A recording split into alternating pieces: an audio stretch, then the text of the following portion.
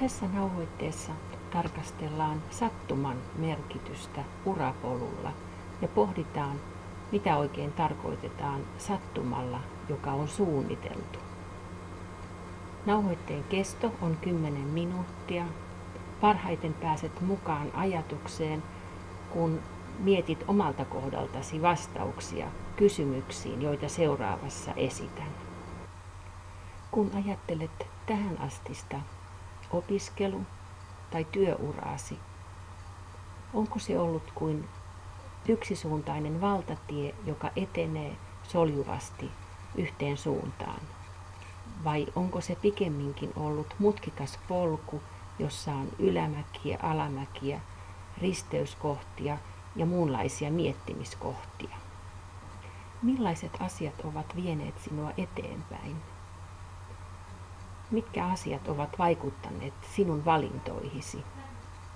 Usein kun ihmisiltä kysytään, miten he ovat päätyneet tietylle työuralle, he kertovat erilaisista sattumuksista, joita ovat kohdanneet. Sattuman merkitystä on oikein tutkittu. Kun pohditaan tarkemmin, huomataan, että sattuma tai onnenpotku ei sinänsä johda mihinkään, vaan merkityksellistä on se, miten ihminen on tarttunut erilaisiin tilaisuuksiin.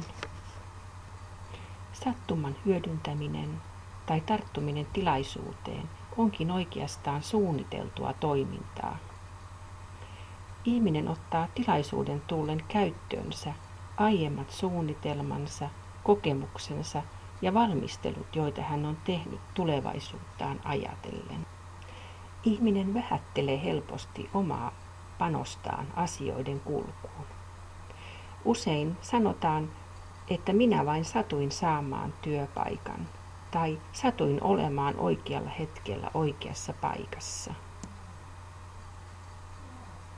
Asiat ovat kuitenkin edenneet hänen omaa ansiotaan, koska hän on itse sopivassa tilanteessa toiminut aktiivisesti, tehnyt ratkaisun, tarttunut tilaisuuteen. Urasuunnittelussa ja uraohjauksessa olisikin hyvä tuoda esiin suunnitellun sattuman merkitys. Sen sijaan, että odotamme onnenpotkua tai valmista ratkaisua tai iloista yllätystä, voimme itse valmistautua tuleviin mahdollisuuksiin, joita emme vielä edes tunnista tai tiedä tulevankaan. Oman urapolkumme suunnitteluun tarvitsemme rohkeutta etsiä uusia oppimisen mahdollisuuksia, silloinkin kun tuntuu, että niitä ei ole näköpiirissä. Tarvitsemme sinnikkyyttä ponnistella takaiskuista huolimatta, sillä harvoin kaikki sujuu juuri niin kuin olimme suunnitelleet. Tarvitsemme joustavuutta muuttaa asenteita ja olosuhteita. Tarvitsemme optimismia nähdä saavutettavissa olevia mahdollisuuksia. Tarvitsemme riskinottokykyä toimia silloinkin, kun lopputulos on epävarma. Seuraavien kysymysten avulla voit vahvistaa näitä ominaisuuksia itsessäsi. Mieti, mihin uteliaisuutesi on aiemmin innostanut sinua. Mikä sai sinut jossakin tilanteessa luopumaan kiinnostuksestasi? Minkä pitäisi muuttua, jotta kiinnostuksesi heräisi? Jos haluaisit kehittää kiinnostustasi uudelle alueelle, mihin ryhtyisit?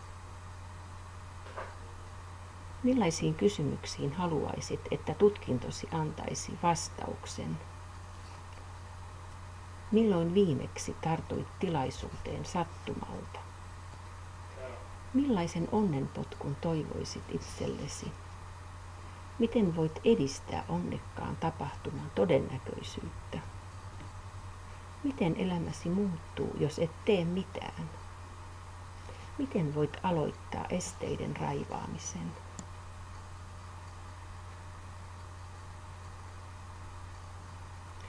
Urasi on ainutlaatuinen yhdistelmä menneitä kokemuksia ja tulevaisuuden suunnitelmia, sen mukaan, mitä merkityksiä niille annat ja millaisin voimavaroin niihin suhtaudut.